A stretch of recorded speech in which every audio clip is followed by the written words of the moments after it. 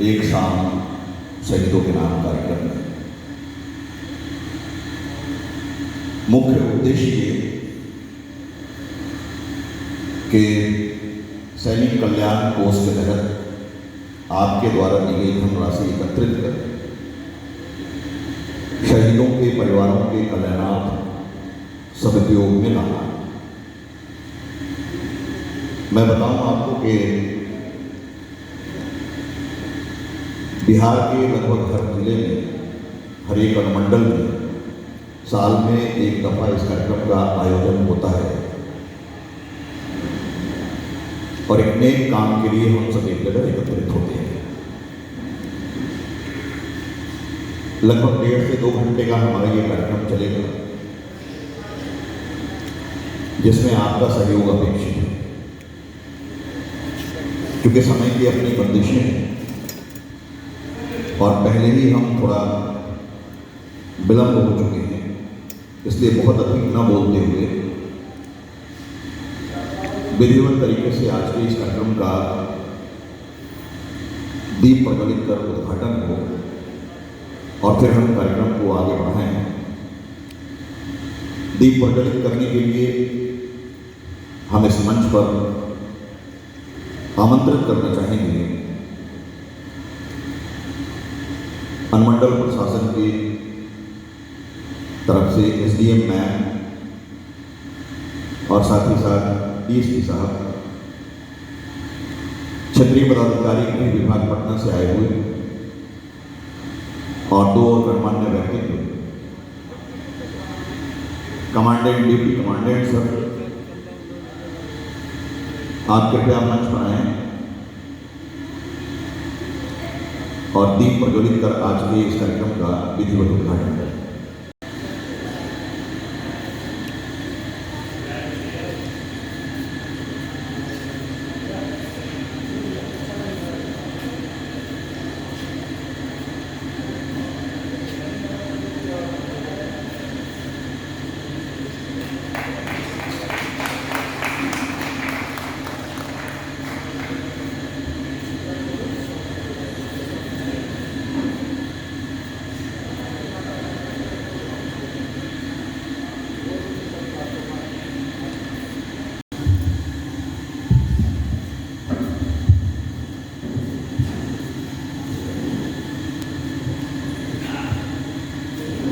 मैं आग्रह करूंगा जो व्यवस्था में शामिल हैं कृपया दीप को किनारे कर दें।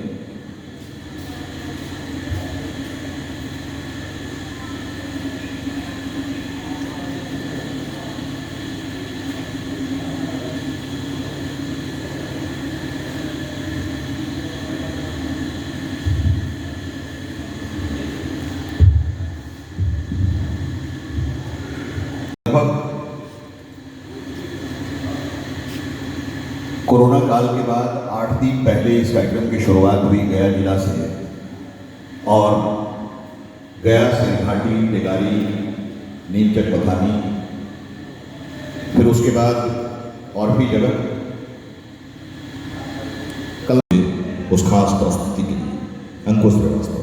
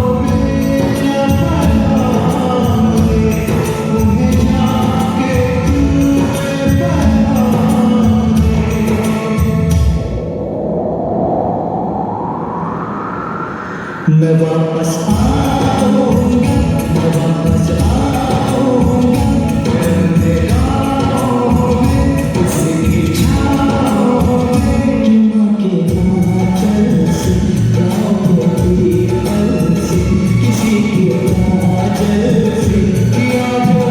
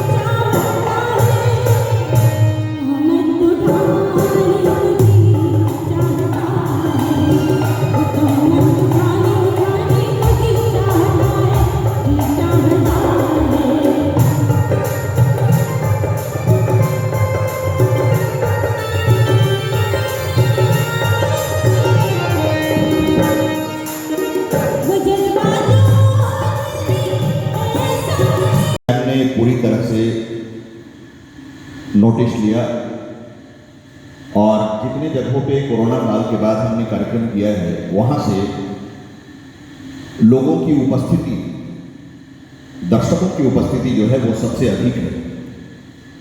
ये बहुत बड़ी बात है। हाँ, ये उस समय आपकी तालियां सभी जगह से कमजोर पड़ी, उपस्थिति अधिक है और तालियां कमजोर पड़े, ये अच्छी बात नहीं। जोरदार तालियां बजे।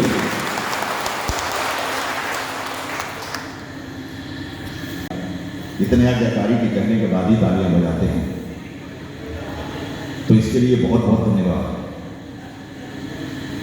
मैं बताऊं आपको, हम लोग आईबी में रुके हैं, आज तो गजब हो गया, बड़े सीधे साधे लोग हैं, मैंने पहले करते आईबी में रुके हैं। हम लोग चले आ रहे थे, आईबी का सही तरीके से एड्रेस पता नहीं, क्योंकि 2-2.5 साल के बाद आए हैं। तो एक चौराहे पे खड़े होकर मैंने पूछा, भाई साहब आईबी?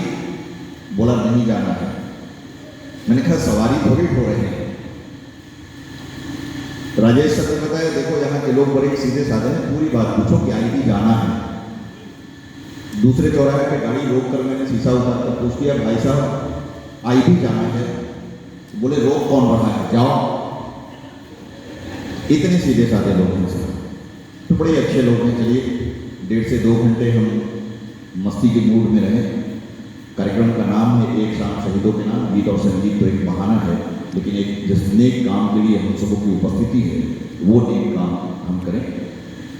आज के इस कार्यक्रम में सबसे पहले हम आमंत्रित करें इस मंच पर हमारे सहयोगी कलाकार जो वाद्य यंत्र पे शामिल होकर हमारा सहयोग करेंगे।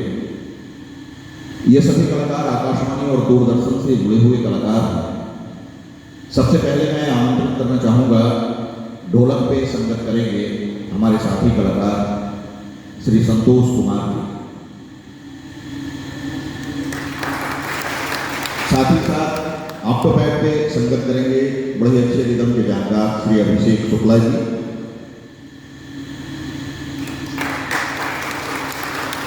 और कीबोर्ड पे संगत करेंगे हमारे बिहार के मेलोडी किंग श्री सुमन कुमार।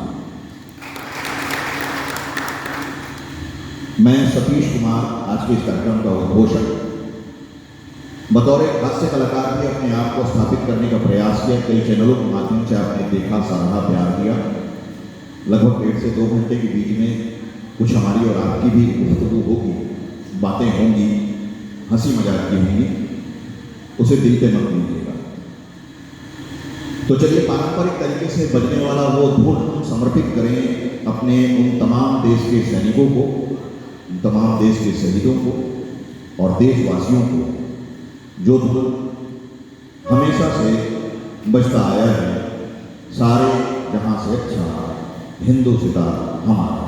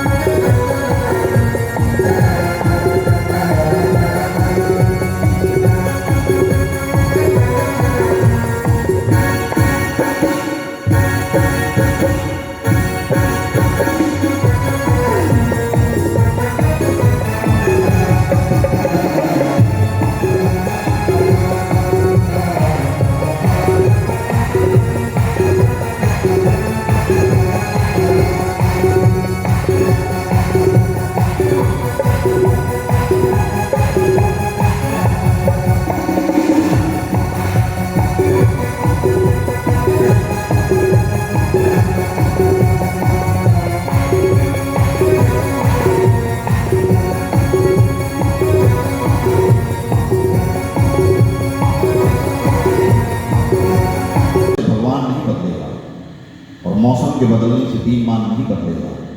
बदलेंगे रोज लाशों के कफन, मगर शमशान नहीं बदलेगा। और बदल जाए सारी दुनिया का ईमान, मगर हमारा हिंदुस्तान नहीं बदलेगा। और हमारे हिंदुस्तान की परंपरा रही है साहब, हम अपने संस्कारों के जीने वाले लोग हैं। अपने शहीदों को अपने जहन में बसा कर रखते हैं, अपनी आत्मा में बसा कर रखते हैं। सलूट है उन सबों को। आइए हम यहाँ से गीत और संगीत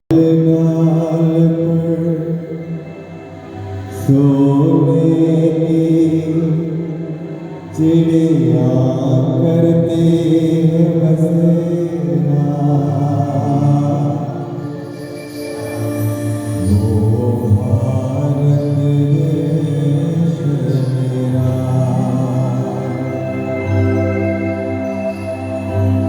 गुरुर् ब्रह्मा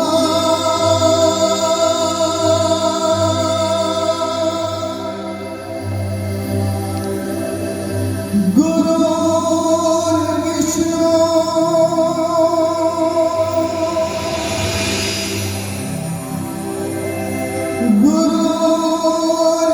गुरुर्देवो महेश्वरा,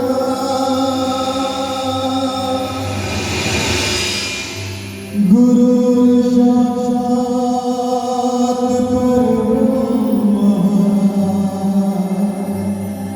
तस्मै श्री गुरुवे नमः।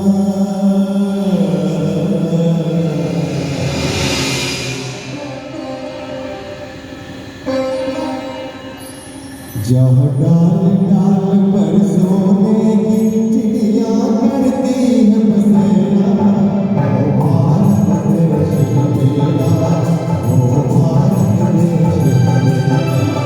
जहाँ डाल डाल पर सोने की चिड़िया करती है बसेरा, ओ भारत देश मेरा, ओ भारत देश मेरा। जहाँ सत्य अहिंसा और धर्म का जगमग लगता मेरा,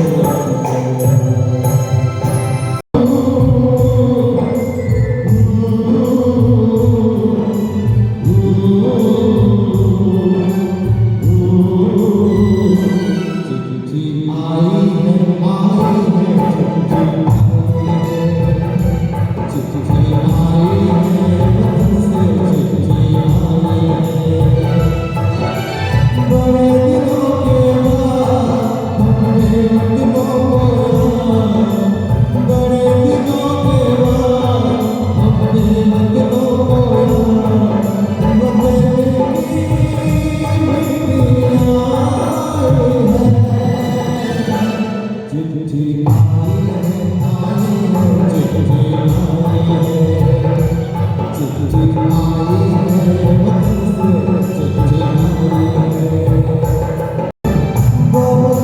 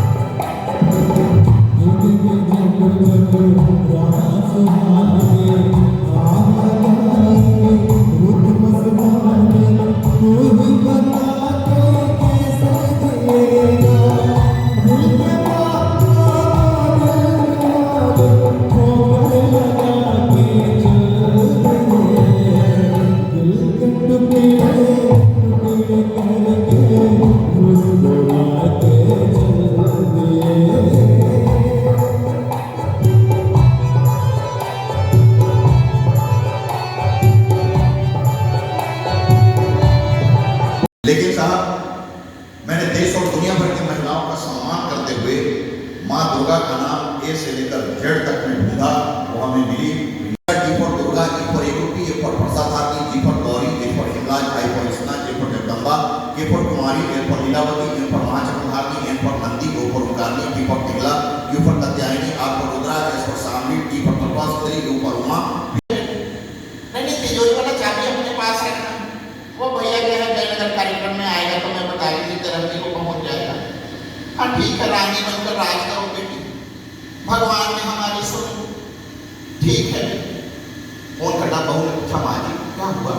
होना क्या था, हमारी बेटी को नौकरानी बना के रखा था, 3-3 किलो आटा का रोटी बनवाती थी, कपड़े धुलवाती थी, आज बुढ़िया की पट गई, अब हमारी बेटी रानी बनकर राज करेगी। भगवान ने हमारी सुन ली। बहू, माँ जी भगवान ने आपकी तो सुन ली, पता नहीं हमारी कब सुनेगी। साहब महिलाओं का बड़ा सम्मान, कहा जाता है लेडीज फर्स्ट। सुबह सुबह किसी ने मेरा दरवाजा खटखटाया, जैसे ही मैंने दरवाजा खोला सामने जमराज को पाया। जमराज ने कहा हा हा हा हा हा, सतीश तुम्हारा प्राण चाहिए जस्ट। मैंने अपनी धर्मपत्नी को आगे किया, बोला महाराज लेडीज फर्स्ट। लेकिन जमराज भी महिलाओं का सम्मान करते हैं। साहब उन्होंने कहा नहीं वो सब नहीं चलेगा, मेरे पास लिस्ट है, इस लिस्ट के अनुसार लेकर जाना है। इस लिस्ट में सबसे ऊपर तुम्हारा नाम है, पहले तुमको चलना पड़ेगा। तुम्हारी धर्मपत्नी का नाम सबसे नीचे है, वो बाद में जाएंगे। मैंने बोला महाराज सुबह का टाइम है, घर पधारे हैं, आइए चाय पानी पीजिए, नाश्ता पानी कीजिए, फिर जिसको ले जाना ले जाइएगा। जमराज मान गए साहब। मैंने जमराज को भर पेट नाश्ता करवाया, उनको चाय भी पिलाई, चाय में नींद की गोली मिला दी। चाय पीते ही जमराज सो गए। जैसे ही जमराज सोए मैंने उनकी लिस्ट निकाली, ऊपर से अपना नाम मिटाया, वहाँ अपनी धर्मपत्नी का लिख दिया, नीचे से धर्मपत्नी का नाम मिटाया, वहाँ अपना नाम लिख दिया। लिस्ट को मोड़ मार कर यथावत स्थान पे जमराज की जेब में रख दिया। 12 बजे दिन में जमराज जाके बोले हा हा हा हा हा, सतीश तुमने बड़ा अच्छा नाश्ता करवाया, बहुत अच्छी चाय पिलाई। पहली दफा इतनी गहरी नींद में सोया हूँ, लेकिन बेटा मैं अपने पावर से तुम्हारे लिए कुछ कर नहीं सकता। मैं सिर्फ इतना ही कर सकता हूँ कि अब इस लिस्ट में ऊपर से नहीं बल्कि नीचे से लेकर आऊंगा। तो जमराज के साथ महिलाओं का बड़ा सम्मान करते हैं। छोटे छोटे बच्चे जिनका दिमाग कंप्यूटर से ज्यादा, ये कंटेंट हमारा बड़ा हिट हुआ था। छोटे छोटे बच्चे जिनका दिमाग कंप्यूटर से ज्यादा तेज चलता है। आजकल के बच्चे इतने तेज हैं, पूछिए मत, कोई भी सवाल कीजिएगा दबा के तब तपाक से दे देंगे। मास्टर साहब कक्षा में बैठकर पढ़ा रहे थे, एक बच्चे को खड़ा किया, पूछते कि बेटा ये बताओ स्कूल क्या है? बच्चे का जवाब सुनिए और आनंद लीजिएगा। मास्टर साहब ने पूछा स्कूल क्या है? बच्चे ने तपाक से जवाब दिया, बोला सर स्कूल वो जगह है जहाँ हमारा बाबूजी को लूटा जाता है और हमको कूटा जाता है। बोले बैठो। दूसरे बच्चे को खड़ा कर डांटते हुए पूछा, कल जो होमवर्क दिए थे याद करके आए? जी सर याद करके आए। सुनाओ 15 फलों का नाम बताओ। जी 15 बोले सर, हाँ 15 फलों का नाम बताओ। जी आम, गुड, अनार, वेरी गुड, सेब, वाह वेरी गुड, याद करके आए हैं। 3 हुआ, 12 और बताओ। 12 सर, हाँ 12 और बताओ। एक दर्जन केला। ऐसे बच्चे साहब। तीसरे बच्चों को खड़ा किया, मास्टर साहब ने पूछा कि बेटा ABCD आती है? बोले यस सर आती है। बोला सुनाओ। बोला ABCD मास्टर साहब ऐसे नहीं बेटा, A for apple, B for bat, C for cat, ऐसे सुनाओ। तो ऐसे तो नहीं आते हैं, तो पिटाने के लिए तैयार हो जाता है। मारी नहीं सुनाते। बच्चे ने सुनाना शुरू किया चाहा। A for aristocrat, B for blender pride, C for contessa, D for director special, E for ATM, F for Pandrov, G for green level, H for Harvard, I for interview, J for Johnny Walker, K for Kingfisher, L for Lion Rock, M for McDonald number 1, N for Underscore, O for Official Choice, P for Petroscore, Q for Quarter, R for Roll Stick, M for Signature, T for Typo, U for Indian Ball, B for White Citron, W for White Machine, H for Alexander, Y for Yankee, Z for Ingaro। Bihar सरकार ने सब बंद कर दिया, ताली मारो। Master साहब बोले इतना कैसे साहब का नाम याद कर लिया रे? पहले बिहार में चालू था ना तो बाबू लेते थे, सारा पॉइंट चला कर रखे थे, तो हमको भी याद हो गया उसका नाम देख के। बोला बैठो। सीन देखिए, स्कूल के बाहर एक नदी में कुत्ता तैर रहा था। मास्टर साहब को पढ़ाते पढ़ाते खिड़की से उस कुत्ते पे नजर पड़ी। मास्टर साहब ने एक बच्चे को खड़ा किया, पूछते कि बेटा ये बताओ आदमी और कुत्ते में क्या फर्क है? आदमी और कुत्ते में क्या फर्क है? बच्चा बड़े समझदार तमाक से जवाब दिया, बोला सर आदमी और कुत्ता में फर्क है ना सर, कि कुत्ता को एक बोतल पिला दीजिए कभी आदमी नहीं बन सकता, लेकिन आदमी को एक बोतल पिला दीजिए। बोला बैठो। दूसरे बच्चे को खड़ा किया, पूछते बेटा तुमको तैरना आता है? बोला नहीं गुरुजी हमको तो तैरना नहीं आता। बोले क्या बात करते हो, जो खिड़की से बाहर देखो, कुत्ते को भी तैरना आता है। बच्चा बड़े समझदार, उल्टा सवाल मास्टर साहब से डाला, मास्टर साहब आपको तैरना आता है? आपको तैरना आता है? बोला बिल्कुल बेटा हमको तैरना आता है। तो भाई कुतवा और आपने फर्क क्या? ऐसे बेटा ये बताओ एक समंदर के बीच में नींबू का पेड़, नींबू फरा हुआ है, तुम तुमको नींबू तोड़कर लाना है, कैसे लाओगे? बच्चा बोला सर वेरी सिंपल, हम आदमी से चिड़िया बन जाएंगे, उड़ते उड़ते जाएंगे और नींबू तोड़ के ले आएंगे। मास्टर साहब गुस्सा है, बोले बेवकूफ, आदमी से चिड़िया क्या तुम्हारा बाप बनाएगा? बच्चा बोला मास्टर साहब इस समंदर के बीच में नींबू का पेड़ का दादा लगाया। ऐसे बच्चे साहब चलिए हंसते रहिए, हंसाते रहिए, जीवन की गाड़ी आगे बढ़ाते रहिए, फिर कोशिश करेंगे अगर आपके चेहरे पे। अच्छा एक तय बात है, दुनिया का सबसे बड़ा साहित्यकार शेक्सपियर ने कहा साहब, जो हंसाता है वो कभी स्वर्ग में नहीं जाता है, बल्कि जहाँ जाता है वही स्वर्ग बना देता है। इसलिए जब भी सुबह नींद से जाइए, जिन लोगों से मिलिए, आपका मुस्कुराता चेहरा उनके सामने आए, जीवन का रहस्य शायद इसी में। चलिए फिर से हम मिलते हैं, लेकिन उससे पहले गीत और संगीत के सफर में हम आपको लिए चलेंगे। कहते हैं सर कि जज्बातों के अंधेरे में गुम हुए इंसान जब अपने दिलों की दास्तान पूरे कागज पे उतारता है और सिवात यंत्रों के माध्यम से सजाकर संवाद आप तक पहुँचाए जाते हैं तो बनते हैं गीत। ऐसे ही कुछ चंद चुने हुए गीतों को लेकर आपके बीच अपनी मौजूदगी का एहसास करवाएंगी हमारी आज की कामयाब गायिका कलाकार, आकाशवाणी और दूरदर्शन से संबंध रखने वाली पूर्णिमा जी को मैं आमंत्रित करूँ इस मंच पे कुछ खास गीतों। अपना पहला गीत आप सभी के सामने देशभक्ति रख रहे हैं। उम्मीद करती हूँ आपको ये मेरे गीत पसंद आएगा। धन्यवाद।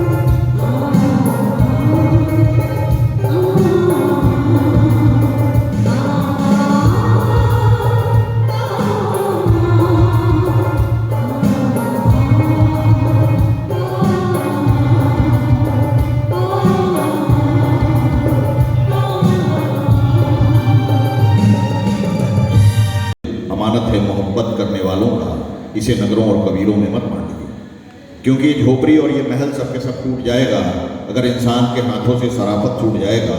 चाहे राम का मंदिर टूटे या टूटे जामा का मस्जिद, कोई भी टूटा तो हमारा भारत टूट जाएगा।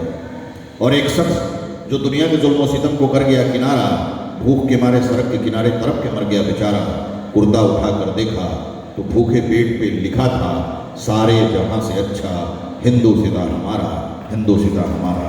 शाहरुख याद रहे, गांधी का नाम भूल गए, अंकल आंट याद रही, चाचा मामा भूल गए, नेहरू जींस तो याद रहा, फूल पाजामा भूल गए, दोस्त यार सब याद रहे पर सगे भाई को भूल गए।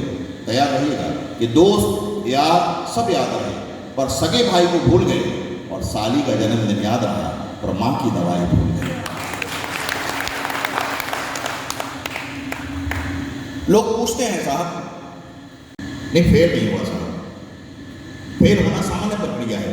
मैट्रिक में 3 दफा बहुत अच्छे नंबरों से फेल हुआ, लेकिन ये भी तय बात है क्लास में सबसे ज्यादा तेज बच्चा मैं ही था। कोई भी सवाल होता था जवाब एकदम तपाक से देता था। देखिए संस्कृत का सवाल था, मास्टर साहब ने संस्कृत का सवाल किया, बोले विद्या धनम सर्वधनम प्रधानम, इसकी हिंदी करके बताओ। और सबसे सटीक हिंदी साहब मैंने की, विद्या धनम सर्वधनम प्रधानम, विद्या के लिए जो सरकार से धन आता है सबके सब प्रधान जी के खाते में चला जाता है। हो जाएगी। इतिहास का सवाल था साहब, मास्टर साहब ने इतिहास का सवाल किया, बोले महाभारत के होने का कोई एक ठोस कारण बताओ। एक बच्चा खड़ा हुआ बोला सर अगर दुर्योधन अपनी जिद पे नहीं अड़े होते तो महाभारत नहीं होती। दूसरा बच्चा खड़ा हुआ बोला सर अगर भीष्म पितामह अपनी प्रतिज्ञा तोड़ दिए होते तो महाभारत नहीं होती। तीसरा बच्चा खड़ा हुआ बोला सर अगर कृष्ण भगवान चाहते तो महाभारत नहीं होती। मुझे खड़ा किया गया साहब और सबसे सटीक उत्तर मैंने दिया। मैंने कहा सर अगर उस जमाने में पुलिस होती तो महाभारत नहीं होती। यानी तालियां तो अब बजेगी साहब। मास्टर साहब ने कहा सिद्ध करो, तालियां अब बजेगी। मास्टर साहब ने कहा सिद्ध करो।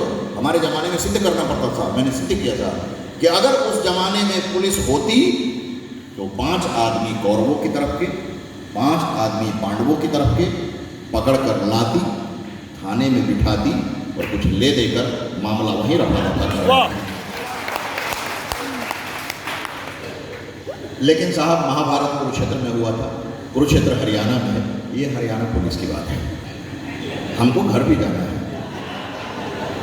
ये हरियाणा पर। हमारे बिहार की पुलिस बहुत ही सीधी सादी है सर। नहीं सच्ची बात यह है, इतनी सीधी सादी है पूछिए मत, जो दे दीजिए वही रख लेती है। मैं तो 1 सप्ताह पहले बिना हेलमेट का निकल गया साहब घर से बाहर, बाइक लेके चला जा रहा था, बिना हेलमेट का बाइक लेकर चला जा रहा था। पहले चौराहे पे सीटी बजी, साइड में आओ। मैंने कहा क्या बात है? बोला हेलमेट नहीं पहनी है चालान कटेगी। मैंने कहा कितने की? बोला 1000 रुपये की। मैंने कहा सर मेरे पास तो 200 रुपये हैं। बोला लाओ। 200 रुपये दे दिया साहब, लेकिन मैंने दिमाग लगाया। मैंने पूछा सर जो था सो तो आपको दे दिया, अगर अगले चौराहे पे पकड़ा गया तो? बोले बेटा कोई बात नहीं, बोल देना कैटरीना कैफ। मैंने कहा चलो अच्छा है। दूसरे चौराहे पे सीटी बजी, साइड में आओ। मैंने कहा कैटरीना कैफ। बोले ठीक है बेटा जाओ। तीसरे चौराहे पर सीटी बजी, साइड में आओ। मैंने कहा कैटरीना कैफ। ठीक है बेटा जाओ। बिना हेलमेट का साहब पूरे शहर में कैटरीना कैफ के नाम पे घूमता रहा, कोई पकड़ने वाला नहीं। दूसरे दिन साहब मैंने जानबूझकर हेलमेट घर पे छोड़ दिया। जब सब कुछ पता है तो हेलमेट की क्या आवश्यकता? पहले ही चौराहे पे सीटी बजी साहब, साइड में आओ। मैंने कहा कैटरीना कैफ। बोले बेटा ज्यादा होशियार मत बनो, आज का प्रियंका चोपड़ा है।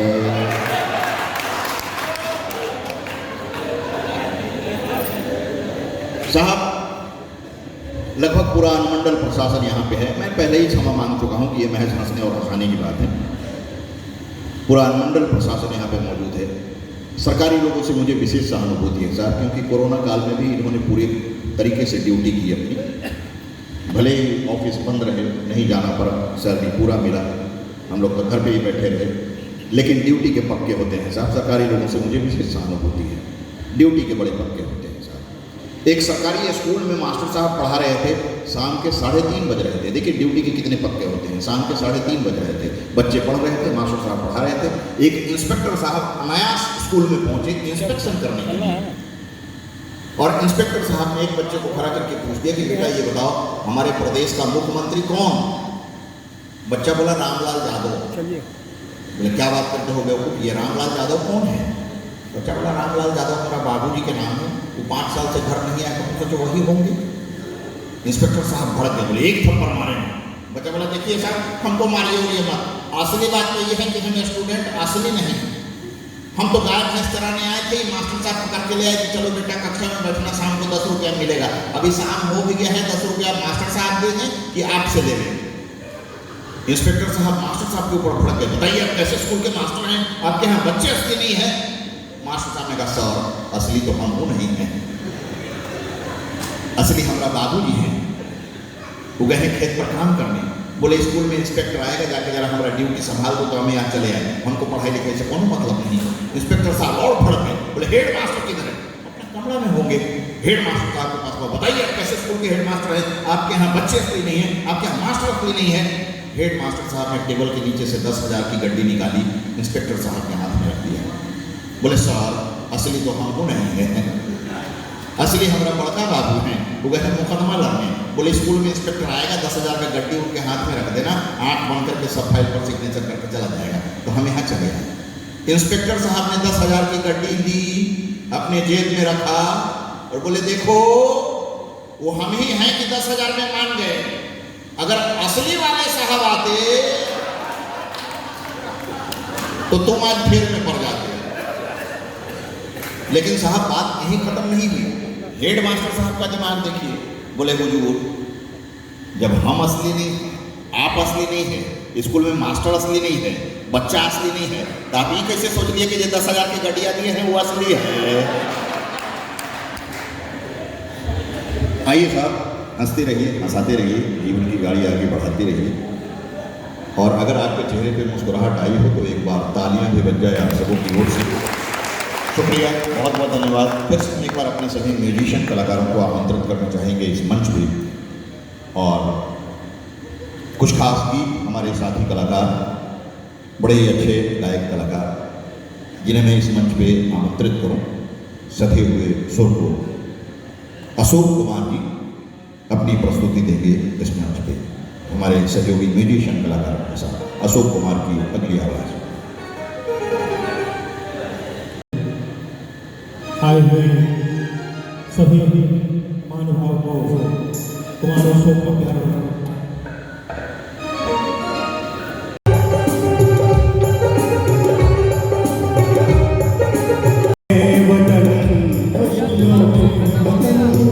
सरफरोशी की समाधि में जला लो यारो, जिंदगी मौत ना बन जाए संभालो यारो, जिंदगी मौत ना बन जाए संभालो यारो, हो रहा चैनो हो रहा चैनो मुश्किलों में है वतन, मुश्किलों में है वतन, सरफरोशी की समाधि में जला लो यारो, जिंदगी मौत ना बन जाए संभालो यारो, लहलाते हुए सब गीत झुलसाएंगे जाएंगे जाएंगे, हो रहा चैनो मुश्किलों में है वतन, मुश्किलों में है वतन, सरफरोशी की समाधि में जला लो यारो, जिंदगी मौत ना बन जाए संभालो यारो, जिंदगी मौत ना बन जाए संभालो यारो।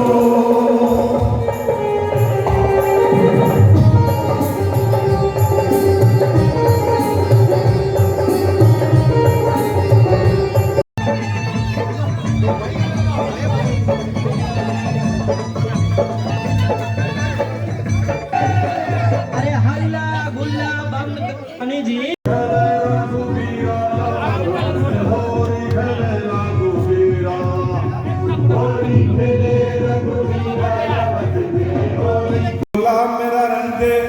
मेरा रंग दे बसंती चोला, रंग दे बसंती चोला, रंग दे बसंती चोला, मेरा रंग दे बसंती चोला, रंग दे बसंती चोला, रंग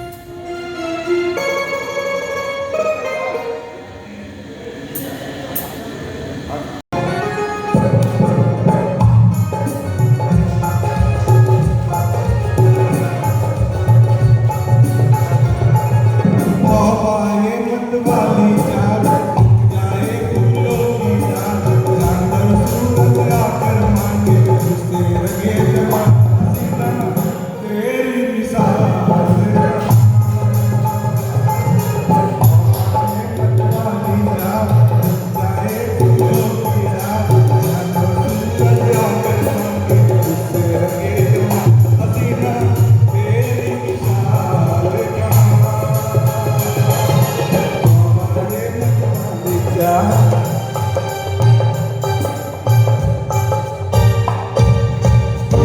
आज सॉन्ग भी बन गया है। मैं अगर आप लोग की इजाजत हो तो मैं एक प्रस्तुति देना चाहता हूँ। तो मैंने कभी टीवी पर देखा था, उसका थीम यही है कि एक नेता जी को इन्होंने जितना हंसाया तो मैं भी प्रयास कर सकता हूँ, क्योंकि इस की नौकरी में कभी भी तनाव से मुक्त होने का मौका नहीं लगता है। और आज बहुत बढ़िया लग रहा है, बहुत अच्छा लग रहा है कि आज तनाव से मुक्त होने का वातावरण है। आज ऐसे 24 घंटे हमारा काम है, लेकिन फिर भी आज मुझे माहौल मिला है, SDM मैम को जाने अवसर दिया गया है, इसलिए मैं इनका आभारी हूँ। और संजोग से आज अपनी पुरानी अभिलाषा को भी पूर्ण कर रहा हूँ। तो मैं एक प्रस्तुति देना चाहता हूँ जिसमें मैंने टीवी आर्टिस्ट थे रंजीत सिन्हा साहब, उनको मैंने देखा था। इसका थीम यही था कि एक नेताजी को भाषण करने का मन करता है और वो खैनी खाने के बड़ी शौकीन होते हैं, और भाषण के दौरान उनको खैनी खाने की लत हो जाती है, और भाषण में कैसे वो खैनी खा लेते हैं और संदेश भी दे देते हैं, ये मैं आपको बताना चाहता हूँ। अच्छा लगे या नहीं लगे तो उसमें माफ करिए।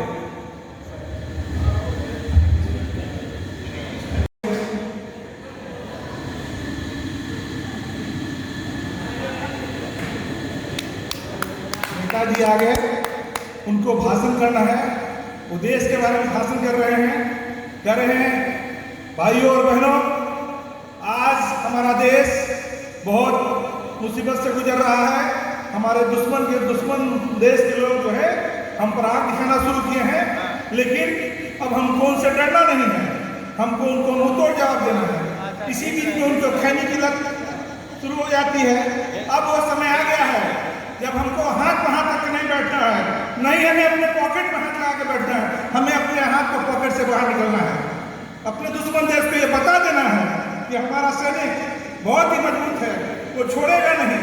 वो हम उनको दुश्मन को बता देना चाहते हैं कि हमारा देश का सैनिक उनको अपने हथेलियों पर रख के चुटकियों से ऐसा मसलेगा, उनको निस्तानाबूद कर देगा। तब भी वो कभी इसी बीच में पब्लिक की ताली आती है। देखिए भाइयों, अभी ताली बजाने का वक्त नहीं है, अभी कुछ करने का वक्त है। मैं नेताओं को, दुश्मन देश को बता देना चाहता हूँ कि अभी ताली बजाने का वक्त नहीं है। अभी हमारे सैनिक अगर वो नहीं मानेंगे हमारे कहने से, तो हमारे सैनिक उनको कच्चा चबा जाएंगे।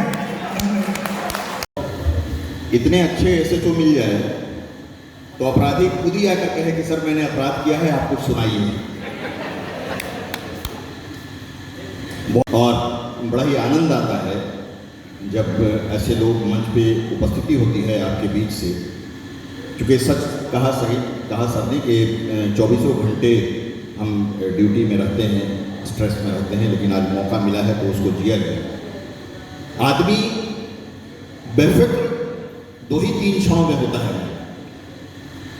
बेफिक्र, अगर किसी आदमी को गाना नहीं आता है और फिर भी वो गाए तो समझो चिंता मुक्त है, बेफिक्र है। अगर किसी आदमी को नाचना नहीं आता है फिर भी वो नाचे, समझो आदमी बेफिक्र है, चिंता मुक्त है। आदमी को अगर कुछ कहने का मन करे और वो कह डाले तो समझो चिंता मुक्त है, बेफिक्र है। और चिंता मुक्त होना, बेफिक्र होना बहुत ही जरूरी है 24 घंटे में, कम से कम 1 घंटे के लिए। एक बार आप अपनी तरफ से अपने लिए तालियां बजा दीजिए और बेफिक्र रहिए। अभी थोड़ी देर के लिए मैं एक और अपने साथी कलाकार, स्थानीय कलाकार हैं, ये पिपरा टोल जयनगर से श्री रामाधीन निराला जी, तो उनकी कुछ पंक्तियां हैं और वो खुद सुनाएं तो बड़ा ही अच्छा लगेगा हमें।